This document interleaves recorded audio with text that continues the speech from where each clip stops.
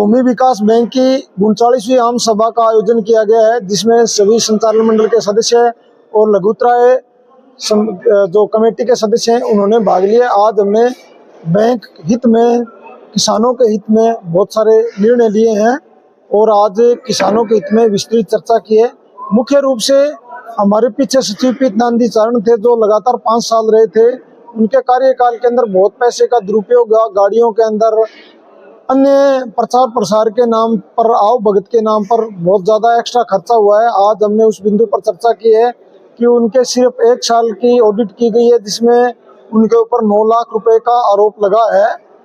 और अभी आज इस मंडल में इस बिंदु पर चर्चा हुई है कि हम लगातार 5 साल की उनकी ऑडिट कराएं, उनकी जांच करें। और उसके साथ साथ विशेष तौर पर आज इस बिंदु पर चर्चा हुई है कि ओटीएस योजना में आज तक जो ओटी खाते हैं सारे उनको ओटीएस योजना के अंदर ले आ जाए और विशेष तौर पर जो समय पे किस्त जमा कराता है उस किसान को कोई लाभ नहीं मिलता। आज हमने इस संचालन साधारण सभा में इस बिंदु पर चर्चा की है कि जो समय पे किस्त जमा कराता है उनके अंतिम जो 2 किस्त है उनके ब्याज में 100% छूट दी जाए। अभी पिछले वर्ष का, क्योंकि हम जब चेयरमैन बने से उससे पहले हम 3 लाख रुपए में फायदे में रहे हैं। आगे हमारा ये लक्ष्य है कि अगला जो वर्ष है उसमें हम कम से कम 21 लाख रुपए लाभांश प्राप्त करें। हमने 21 लाख रुपए के लाभांश का लक्ष्य रखा है।